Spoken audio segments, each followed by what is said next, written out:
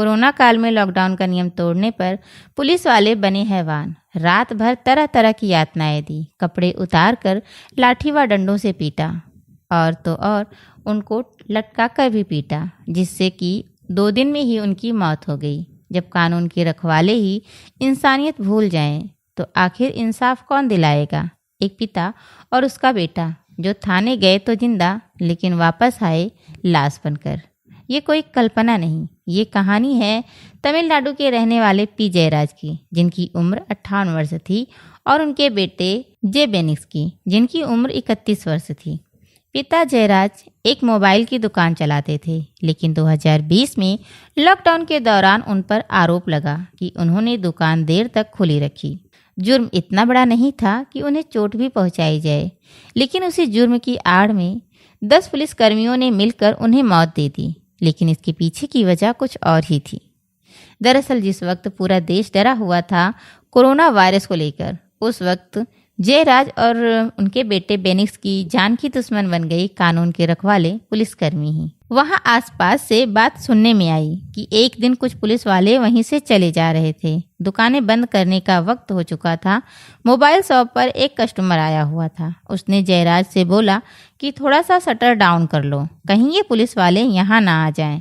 P Jayraj ने बोला, ये क्या हमें बोलेंगे, हम तो मेहनत करके खाते हैं और इनके बारे में कौन नहीं जानता। घूस लेकर काम करते हैं, देखा जाए तो पब्लिक को लूटने का काम ये ही करते हैं, चोरों से हफ्ता ये लेते हैं। देखा जाए तो हमारे देश में आधे से ज़्यादा क्राइम तो इन्हीं की वजह से है। जोश ही जोश में उसने जो कुछ भी कहा, लेकिन वो ये नहीं जानता था कि वो जो कुछ कह रहा है उससे कहीं ज़्यादा बढ़ा चढ़ाकर पुलिस वालों के पास तक पहुंच जाएगी। और जैसे ही ये बात पुलिस वालों तक पहुंची और जिस तरह से बोला गया था, जितना बोला गया था उससे कहीं ज़्यादा बढ़ा चढ़ा करके पुलिस वालों तक पहुंचती है। जो थानेदार होता है एस श्रीधर, उसका ईगो हर्ट हो जाता है। बात होती है 19 जून 2020 की शाम के करीब 7 साढ़े 7 बजे का वक्त हो रहा था, जब पुलिस का दल गश्त लगा रहा था। उस समय पी जयराज की दुकान का शटर आधा डाउन था और आधा खुला हुआ था। वहीं से उन्हें अरेस्ट कर लिया जाता है।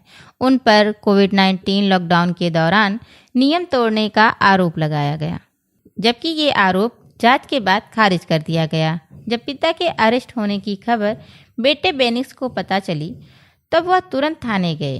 थाने में बेनिक्स ने देखा कि उसके पिता को पीटा जा रहा है। तब उन्होंने विरोध किया तो पुलिस वाले आग बबूला हो गए। उन्होंने बेनिक्स पर भी हमला कर दिया। तब उसने बचाव किया तो पुलिसकर्मी और भड़क गए और इसके बाद आरोपी पुलिसकर्मियों ने मिलकर दोनों को सबक सिखाने का फैसला किया और यहीं से शुरू हुआ बेरहमी का सिलसिला, जो पूरी रात चलता रहा। हालांकि पीड़ित परिवार के बाकी के सदस्य और आसपास के कुछ लोग, परिजन सभी मिलकर थाने जाते हैं उन्हें छुड़ाने के लिए, लेकिन उनसे ये साफ कह दिया गया कि तुम लोग वापस अपने घर चले जाओ, हम अभी कुछ नहीं कर सकते, लेकिन हम सुबह तक इन्हें ज़रूर भेज देंगे। इसके बाद वो लोग थक हार कर अपने घर चले जाते हैं और सुबह होने का इंतज़ार करने लगते हैं। उन्हें कहाँ पता था कि पुलिस वालों के दिमाग में क्या चल रहा है। इधर दूसरी तरफ वर्दी की अहंकार में डूबे 10 पुलिसकर्मियों ने मिलकर पिता और पुत्र दोनों को रात भर तरह तरह की यातनाएं दे रहे थे। सीबीआई ने इस मामले में 2 भागों में 2427 पन्नों की चार्जशीट दाखिल की, जिसमें उस खौफनाक मंजर का जिक्र है जिसे सुनकर रूह कांप जाती है। दोनों के कपड़े उतरवाकर सिर्फ अंडरवियर में मेज पर झुकाया गया। उनके हाथ पैर पकड़े गए ताकि वो हिल भी ना सकें। फिर उनके कूल्हों, पीठ और शरीर के अन्य हिस्सों पर डंडों से लगातार वार किए गए। उन्हें लटका कर रखा गया। पिटाई के दौरान पिता जयराज बार बार रहम की भीख मांग रहे थे। वो बार बार कह रहे थे कि मत मारो, डायबिटीज़, ब्लड प्रेशर की बीमारी है, लेकिन उनकी गुहार को किसी ने भी नहीं सुना। 10 पुलिसकर्मियों में किसी का भी ज़मीर नहीं जागा, किसी ने भी इंसानियत नहीं दिखाई।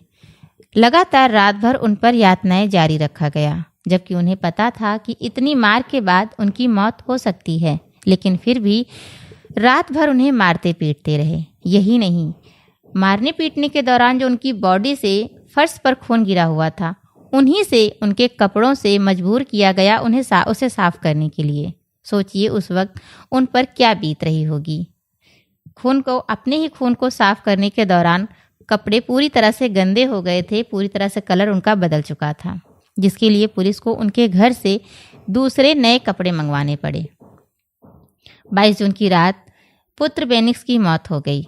अगली सुबह 23 जून की सुबह पिता जयराज की भी मौत हो गई।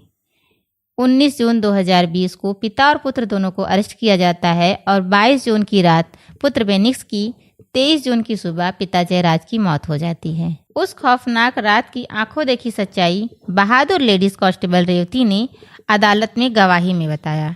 जहां उस कोरोना काल में लोग एक दूसरे के पास जाना नहीं चाहते थे, उस वक्त इंसाफ के लिए भीड़ रास्ते पर उतर आई। 28 जून 2020 को जांच सीबीआई को सौंप दी गई। 29 जून मद्रास हाई कोर्ट ने खुद संज्ञान लिया। सितंबर 2020 में 10 पुलिसकर्मियों के खिलाफ चार्जशीट दाखिल हुई। 18 फरवरी 2021 में मामले में ट्रायल शुरू हुआ। 2021 से 25 तक सुनवाई बार बार टाली गई।